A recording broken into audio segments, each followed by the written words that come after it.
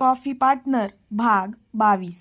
माझं नशीब बलवत्तर की त्या दिवशी आईला काहीतरी गडबड जाणवली, तसे ती माझ्या खोलीचे दार बडवू लागली।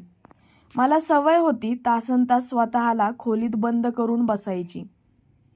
तिला जरा अस्वस्थ वाटलं म्हणून माझ्या काळजीने ती मला पाहायला आली होती। मी काही दरवाजा उघडत नव्हतो तर ती बिथरली। तिने मास्टर की शोधून खोलीचा दरवाजा उघडला। आत येऊन जेव्हा तिने मला रक्ताच्या थारोळ्यात पडलेले पाहिले तसा तिचा श्वासच घशात अडकला। तिने चटकन माझ्या मनगटावर रुमाल बांधला। शेजारच्यांच्या मदतीने तिने मला बाबांच्या हॉस्पिटलमध्ये भरती केले। बाबा सुद्धा माझी अवस्था पाहून घाबरले होते। त्यांनी त्यांचे कसब पणाला लावून माझे ऑपरेशन केले। प्रचंड प्रमाणात रक्तस्राव झाल्याने माझा जीव धोक्यात होता। कसेबसे त्यांनी माझा जीव वाचवला। जीवन मृत्यूच्या घेरात अडकून होतो मी। जेव्हा मला 24 तासांनंतर जाग आली, मी पुन्हा हायपर होऊ लागलो। टेबलवर ठेवलेल्या कात्रीने मी पुन्हा हाताची नस कापण्याचा प्रयत्न करणार की आईने खाडकन माझ्या कानाखाली मारली, ज्यामुळे मी जरा शांत झालो। ती आणि बाबा दोघेही चिडून पाहत होते माझ्याकडे। रुधिर म्हणाला आणि त्या आठवणीत हरवला। भूतकाळ। हे काय करायला निघाला होतास तू रुधिर? स्वतःचं आयुष्य संपवत होतास तू? जरा आमचा सुद्धा विचार करायचा होता एवढे मोठे पाऊल उचलण्याच्या आधी। तू जर स्वतःला संपवले तर कसे जगणार होतो आम्ही? जिवंतपणी नरक यातना भोगल्या असत्या आम्ही। तुला एका फुटकळ कारणासाठी स्वतःचा जीव घ्यायचा आहे ना, मग खुशाल घे। 6 महिन्यांच्या प्रेमासाठी तू तुझ्या आईबाबांनी तुला जे इतके वर्ष सांभाळले, लहानाचे मोठे केले, त्यांनाही तू विसरून गेलास। आमच्यासाठी उर्वरित आयुष्य व्यतीत करण्याऐवजी तुला त्या बिघडलेल्या मुलीसाठी जीव देणे जास्त सोपे वाटते ना? हेच शिकवलं होतं का आम्ही तुला? आयुष्यात कितीही मोठे संकट आलं तर त्याच्याकडे भ्याडपणे पाठ न फिरवता त्याच्या डोळ्यात डोळे घालून त्याचा सामना करायला आम्ही तुला शिकवले। आमचे संस्कार देखील विसरून गेलास तू। जीव द्यायचा आहे ना तुला?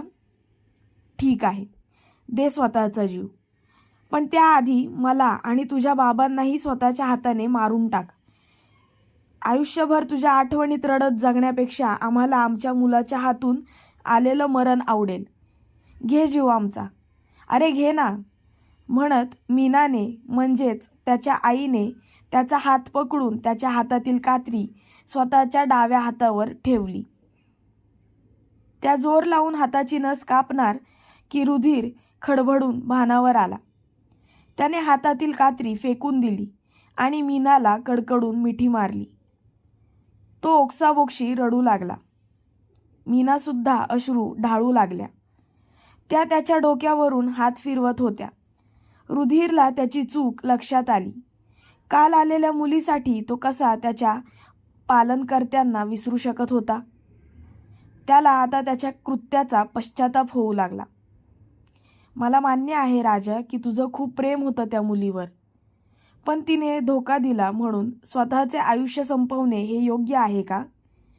प्रेम करावं ना माणसाने, पण चुकीच्या व्यक्तीवर नाही, नाहीतर आयुष्य पणाला लागतं। बाहेर पड बाळा ह्या सगळ्यातून। हे जे काही घडलं ते एक वाईट स्वप्न समजून विसरून जा आणि एक नवीन सुरुवात कर। मला मान्य आहे की पहिले प्रेम विसरता येत नाही, पण त्याच्या चांगल्या आठवणी मनात ठेवून आयुष्य जगायला शिक। तू ज्या मुलीसाठी जीव द्यायला चालला होतास ना, तिला तर तू लक्षातही नसशील। तिला काहीच फरक पडणार नाही तुझ्या जाण्याने, पण आमचं काय बाळा? आमचं जगच तू आहेस। कसे जगणार होतो आम्ही तुझ्याशिवाय? मीनाने त्याला समजावत विचारले। सॉरी आई, खरंच सॉरी, इतकेच त्यावेळी त्याच्या तोंडून निघाले। वर्तमानकाळ। तेव्हा आईने समजावले त्यामुळे मला माझा मूर्खपणा समजला। खरंच तर बोलली ती, माझ्या जगण्याने किंवा मरणाने अनघाला काय फरक पडला असता? ती आणखी मुलं फिरवत राहिली असती आणि माझ्यासारखे अनेक रुधिर तिच्या खोट्या प्रेमात बळी पडले असते. तिला त्या सर्वांच्या भावनांसोबत खेळायला मजा वाटत होती. तिचं आयुष्य तर सुरळीत चालू होतं, पण माझ्या आईबाबांना तर दुःखाचे अश्रू पीत जगावं लागलं असतं. आईच्या शब्दांनी मला उभारी आली.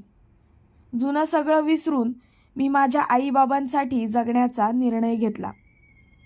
वर्षभर लागले मला डिप्रेशनसोबत सामना करायला. माझं मेडिकेशन चालू होतं. हळूहळू मी ती घटना विसरू लागलो. त्या घटनेचा माझ्यावरचा प्रभाव ही कमी होऊ लागला. वर्षभर मी घरीच होतो. बाबांच्या मदतीने मी हा कॅफे सुरू केला. 8 वर्ष झाली असतील त्या घटनेला. माझा पूर्ण फोकस मी या कॅफेवर ठेवला. तसेही माझं स्वप्न होतं स्वतःचा बिझनेस सुरू करण्याचं. आईबाबांच्या पाठिंब्यामुळे मी लवकर सावरू शकलो. जरा स्थिर झाल्यावर मी अनघाविरुद्ध फसवणुकीची तक्रार नोंदवली. माझ्यासारखी आणखी कोणाची अवस्था व्हावी असे मला मुळीच वाटत नव्हते. माझ्यानंतर सुद्धा तिचे कित्येक बॉयफ्रेंड झाले असतील. तिचे मन भरल्यावर ती त्यांना सोडून द्यायची आणि त्यांच्याकडे ढुंकूनही पाहायची नाही. तिच्या परिवाराला जेव्हा त्यांच्या मुलीचे प्रताप समजले तेव्हा त्यांना 440 वोल्टचा धक्का बसला होता. त्यांनी तिचे एका मुलासोबत तडकाफडकी लग्न लावून दिले आणि तिच्यासोबतचे सर्व संबंध तोडून टाकले. तिचं नशीब चांगलं की तो मुलगा चांगला होता. तिच्याबद्दल माहीत असूनही त्याने तिच्यासोबत लग्न केले. लग्नानंतर ती सुधारली त्याच्या प्रेमाने. आता दोघे सुखाचा संसार करतात. त्यांना 2 मुलेही आहेत. तिला तिच्या चुकीची जाणीव होताच तिच्या आईवडिलांच्या पायात पडून तिने त्यांची माफीसुद्धा मागितली. त्यांनीही त्यांच्या पोटच्या गोळ्याला माफ करून टाकले. असेही किती दिवस नाराज राहणार होते ते तिच्यावर. येत असतात ते दोघे मला भेटायला कधीतरी. माझी सुद्धा तिने कित्येकदा माफी मागितली असेल. मी सुद्धा तिला माफ करून टाकले. त्या एका घटनेचे पडसाद खूप गंभीर होते, पण त्यावर वेळ औषध ठरले आणि माझे आयुष्य सुरळीत चालू लागले. त्यानंतर मात्र मी मनाशी एक खुणगाठ बांधली की पुन्हा प्रेमात पडायचे नाही. आई ज्या मुलीला माझ्यासाठी पसंत करेल तिच्यासोबत अरेंज मॅरेज करून सुखाचा संसार करायचा. गेल्या 4 वर्षांपासून ती माझ्यासाठी स्थळ पाहत आहे. मला मुलगी पसंत पडली की मी तिला माझा भूतकाळ सांगायचो. मला माझ्या भावी जोडीदारापासून काहीच लपवायचे नव्हते, म्हणून कोणताच आडपडदा न ठेवता मी सत्य सांगायचो. त्या बदल्यात मला त्यांचा नकार मिळायचा. काही मुलींना मी आवडायचं नाही किंवा माझा व्यवसाय आवडायचा नाही. आजवर मी अनेक नकार पचवले आहेत. माझ्या पूर्वायुष्यात जे घडले त्यामुळे आज माझा स्वभाव असा झाला आहे. रुधिर म्हणाला, तरी तुझा अजूनही प्रेमावर विश्वास आहे का? प्रेमात धोका मिळूनही तुझे मन कसे पुन्हा प्रेम करायला धजावू शकते? जीवाने शंका उपस्थित केली, ज्यावर रुधिर हलकेच गालात हसला. हो, अजूनही तितकाच विश्वास आहे मला प्रेमावर. प्रेम ही भावना सर्वात शुद्ध आणि पवित्र भावना आहे. आपण आपल्या आईबाबांवर, भावंडांवर आणि कामावर सुद्धा प्रेम करतोच की. प्रेम आहे म्हणून तर जगणं सुसह्य आणि सुखी आहे.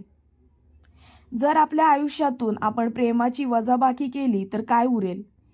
एक भावनाहीन, कोल्ड हार्टेड आणि माणुसकी नसलेला समाज. मान्य की पहिल्या प्रेमात मी धोका खाल्ला होता. ती व्यक्ती चुकीची होती, पण माझी प्रेम भावना नाही.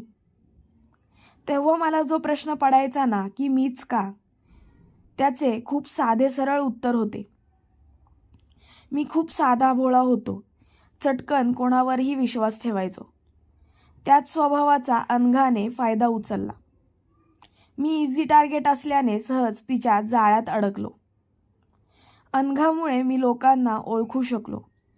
कोण स्वतःच्या स्वार्थासाठी आपल्यासोबत आहे हे चटकन समजते मला. आता वयाची 30शी ओलांडल्यानंतर तर अजूनच समज आली आहे मला. मी पटकन कोणावर विश्वास ठेवत नाही. समोरच्या व्यक्तीचे नीट निरीक्षण करून त्याची सत्यता पडताळून मी त्याच्यासमोर मैत्रीचा हात पुढे करतो. एक व्यक्ती चुकीची निघाली म्हणून दुसऱ्या व्यक्तीलाही त्याच तराजूत तोलण्याचा माझा स्वभाव नाही. बघ ना, तेव्हा जर मी अनघाला विसरून पुढे जाण्याचा प्रयत्न केला नसता तर आज हा कॅफे माझा नसता ना, मी प्रेमी युगलांना एक करू शकलो असतो. इतक्या मुलींनी मला नाकारल्यानंतर, मी त्यांना रिजेक्ट केल्यानंतर मला मात्र मुलींना समजून घेण्याची आणि त्यांच्यासोबत फ्लर्ट करण्याची कला अवगत झाली. माझ्या अशा फ्लर्टी स्वभावामुळेच मला अनेक दुःख पचवायला मदत मिळाली. रुधिर किंचित हसून म्हणाला. जीवाच्या डोळ्यातून मात्र कधीच अश्रू वाहायला सुरुवात झाली होती. बाकीचे पाहूयात पुढच्या भागात. तोवर ह्या भागावर कमेंट करायला विसरू नका. हा भाग आवडल्यास नक्की लाईक करा आणि तुमच्या मित्रमैत्रिणींसोबत शेअर करा. तुम्ही जर माझ्या चॅनलवर नवीन असाल तर सबस्क्राईब करायला विसरू नका. प्रेम करत रहा, आनंदी रहा. धन्यवाद.